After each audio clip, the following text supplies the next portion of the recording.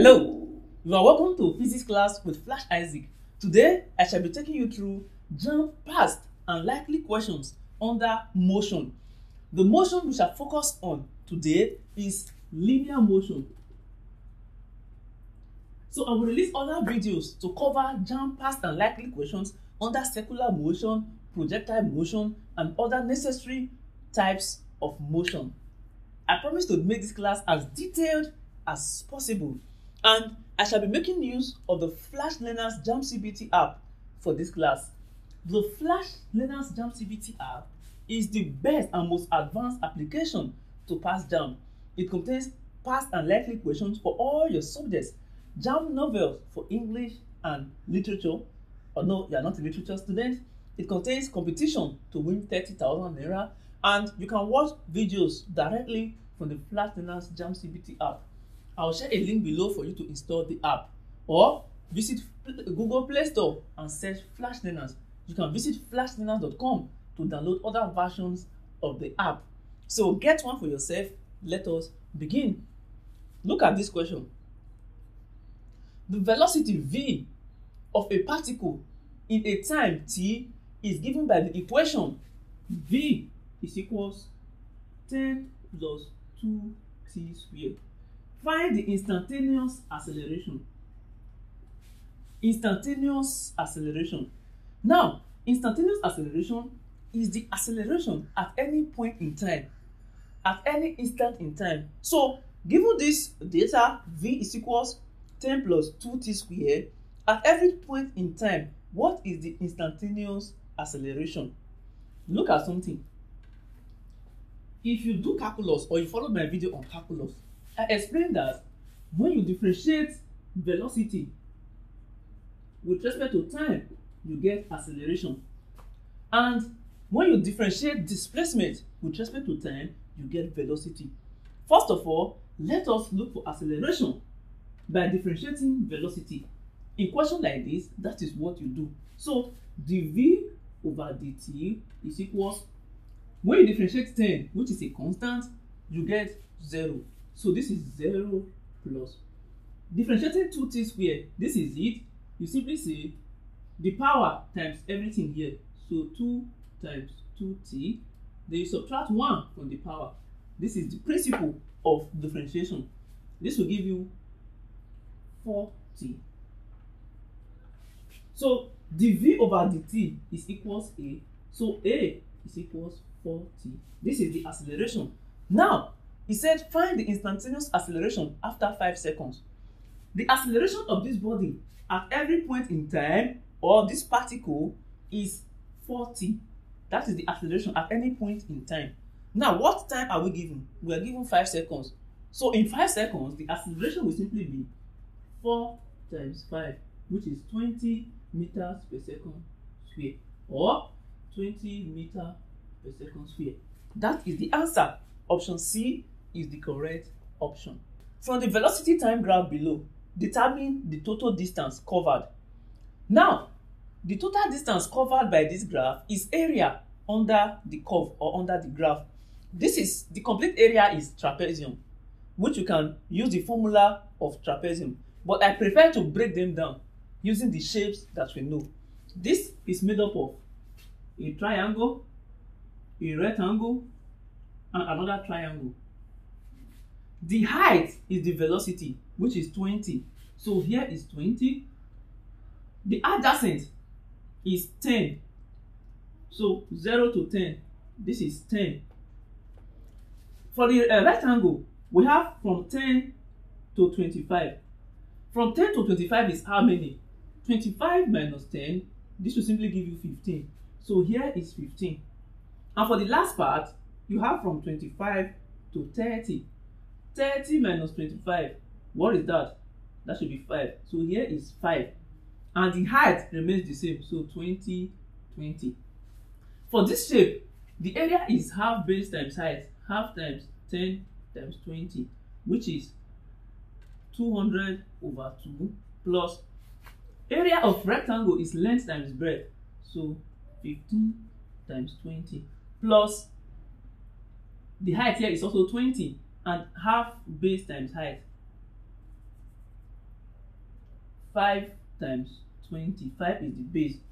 The distance covered is simply the area under the curve, and the curve is a trapezium. You simply apply the formula for trapezium to get the distance to be 15 times plus 30 times 2 all over 2, which is half sum of parallel sides times height. Or you solve each of the shape to find the distance, area of a triangle, rectangle, triangle. Adding this up, you should have 450 meters. So that is how you solve questions like that. And the next one says, a motorcyclist traveling at 30 meters per second starts to apply his brake.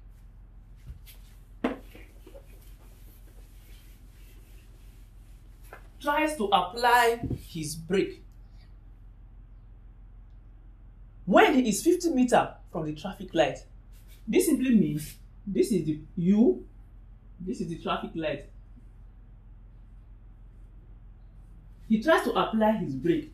Now, in physics, you need wisdom to answer questions. You don't just see questions and start answering. You need to analyze questions. They said that the guy started applying brake. When you apply brake, what happens? You begin to have deceleration. What is deceleration? That is negative acceleration, which is also acceleration.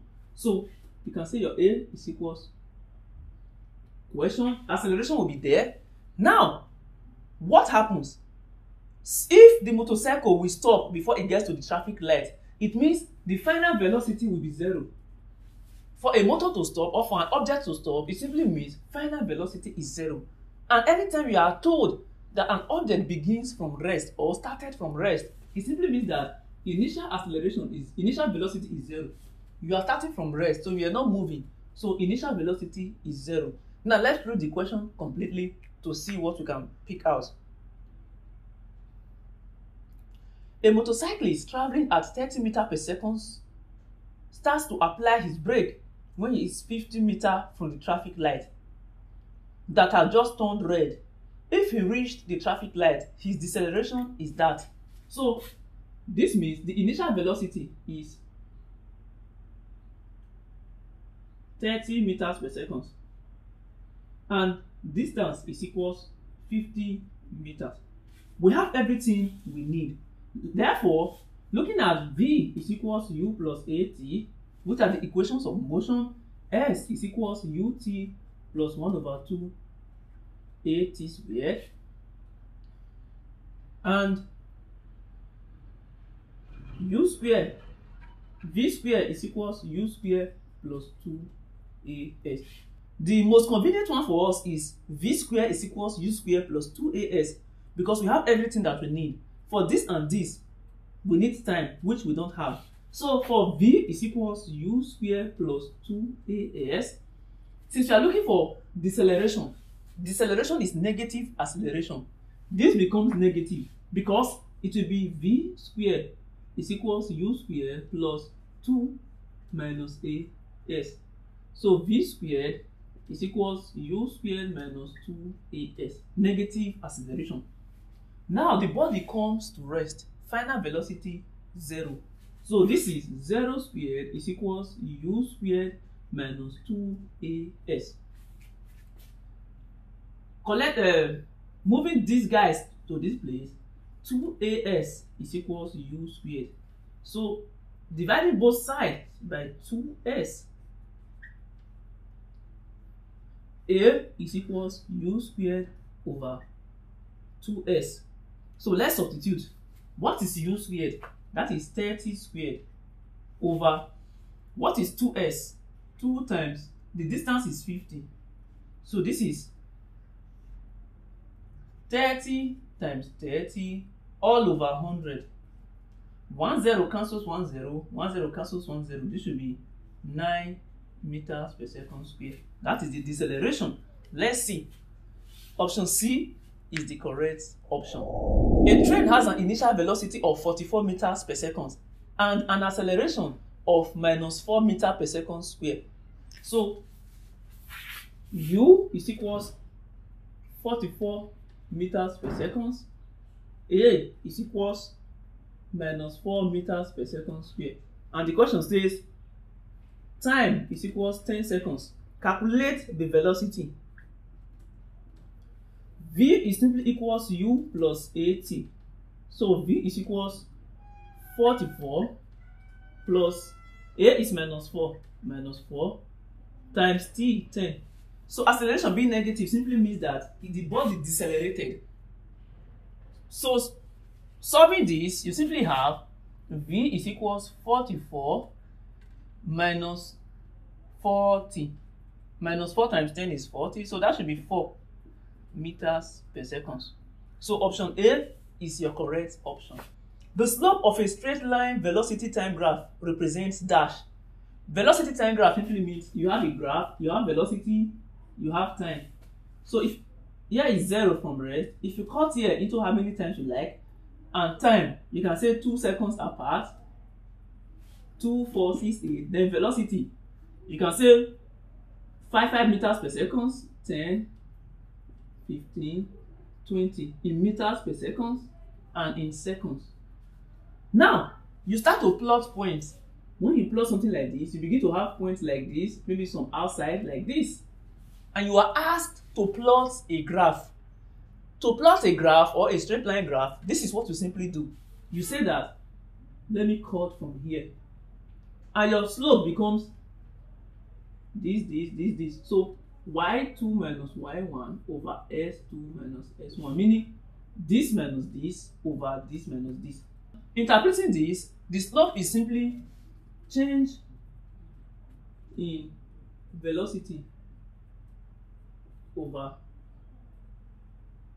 change in time, meaning change in velocity with time. That is the slope. And what is change in velocity with time? Acceleration. So the slope is simply uniform acceleration. And the next question says, from the velocity time graph shown above, which of the following quantities cannot be determined? Looking at the first velocity time graph we solved, it started like this. So this place stands for initial acceleration. The body accelerates.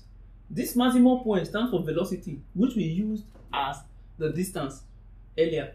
So while here it decelerates, here represents the time, which means that from that one we can find the difference between that one and this one is this starting point, which is acceleration, initial acceleration. So in this graph, we cannot determine initial acceleration. We can find deceleration, we can't find initial acceleration. Option D is the correct option. A car accelerates uniformly from rest at 4 meters per second square. Accelerates uniformly from rest at 4 meters per second square. It says from rest, which means the car was resting. From resting means park. Now look at what this thing means in English. If a car is parked like this, a car is here, and you are driving, the driver does not start that speed. The driver does not begin with velocity. It doesn't start once. You see, the driver starts the car, if you know how to drive, or you have a driver, friend, family, so ask them. So once you start the car, whether depending automatic or manual, you put your leg in the clutch. For manual, you engage jar, normally with jar 1. For automatic, if you are reversing, you use arrow. If you are moving forward, you use the drive or whatever. Now the car starts moving small. Then you now select jar before you fire down. So we now move with velocity. So that starting is the acceleration. You are accelerating uniformly. Then you attain a particular speed, then you move straight with that speed. So that constant speed is the velocity. This car accelerating uniformly from rest, it means it was in rest. And I told you that anytime something starts from rest, it means that the initial velocity is 0. There was no velocity. It was after moving for some time, it began to develop velocity. Look at something else. How far will it travel in the 5th complete seconds? Take a look at this question. They did not say how far will it travel in 5 seconds. That is not the question. They said how far did it travel in the 5th complete seconds. This is it. Please be careful. Take note of this. Open your ears. Leave whatever you are doing. Leave boy, leave girl, leave phone, leave bad things. So if you have this is 1, 2, 3, 4, 5. So let's say from here to here you move there in 1 second. From here to here you move there in another second. From here to here you move here. From here to here you move here. If you are asked what is the distance covered in 5 seconds, in 5 seconds, that is from here to here. So you simply say t is equals 5. But when they say in the 5th second, it simply means they are asking you the distance covered only here, not everything, only in the 5th second. That is another word for saying 1 second, one of the seconds. How do you answer questions like this?